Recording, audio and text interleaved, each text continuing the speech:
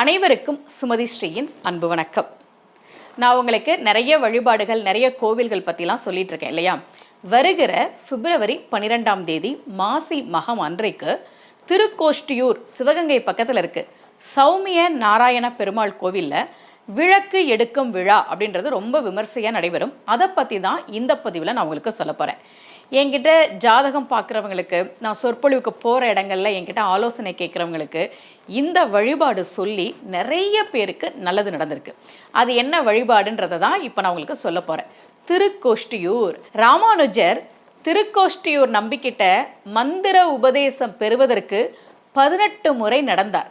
நம்பி ராமானுஜருக்கு அவ்வளவு சீக்கிரம் அந்த மந்திரத்தை உபதேசம் பண்ணலை. உபதேசம் பண்ணிட்டு இதை நீ வேற யாருக்கும் சொல்லக்கூடாதுன்னு சொன்னார் திருக்கோஷ்டியூர் நம்பி. ராமானுஜர் என்ன பண்ணார் தெரியுமா? அந்த கோவில் கோபுரத்தில் ஏறி நின்று மக்கள் எல்லாரையும் கூப்பிட்டு ஓம் நமோ நாராயணாய இந்த மந்திரத்தை சொல்லுங்க அப்படின்னு சொன்னார். நம்பி கேட்டார், யாருக்கும் சொல்லக்கூடாதுன்னு சொன்னேன்ல, நீ இப்படி எல்லாத்துக்கும் சொன்னதுனால நீ நரகத்துக்கு போவாய்.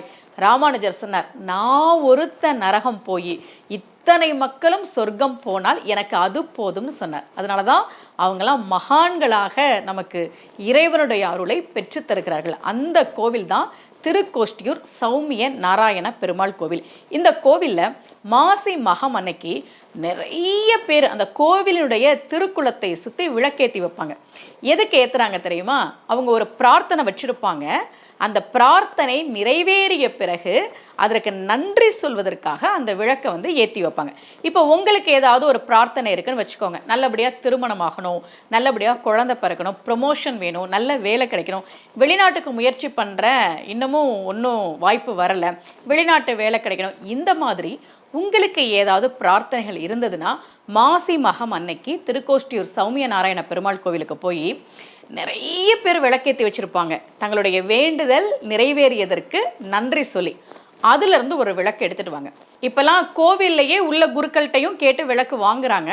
நான் நிறைய பேர்கிட்ட சொல்கிறது, ஏற்கனவே அவங்க ஏற்றி வச்ச அந்த விளக்கு ஒன்று எடுத்துகிட்டு வாங்க. எடுத்துகிட்டு உங்களுடைய பிரார்த்தனை எதுவோ, சொந்த வீடு அமையணும், நான் நல்லா இருக்கணும், அடகில் இருக்க நகையெல்லாம் திருப்பணும், இது மாதிரி உங்களுடைய பிரார்த்தனை எதுவாக இருந்தாலும் நீங்கள் பெருமாள் கிட்ட பிரார்த்தனை பண்ணுங்கள். நிறைய பேருக்கு அடுத்த மாசி மகம் வருதில்ல, அதுக்குள்ளேயே அவங்களுடைய பிரார்த்தனைகள் நிறைவேறுக்கு. என்கிட்ட ஜாதகம் பார்த்தவங்க பல பேருக்கு, நிறைய பேருக்கு அடுத்த மாசி மகத்துக்குள்ளேயே அவங்களுடைய வேண்டுதல் நிறைவேறுக்கு. அப்படி நம்ம வேண்டுதல் நிறைவேறின உடனே நம்ம எடுத்துகிட்டு வந்தோம் இல்லையா விளக்கு, அதோட இன்னொரு விளக்கு சேர்த்து 2 விளக்காக அந்த திருக்குளக்கரையில் ஏற்றி வைத்து நாம் நன்றி சொல்ல வேண்டும்.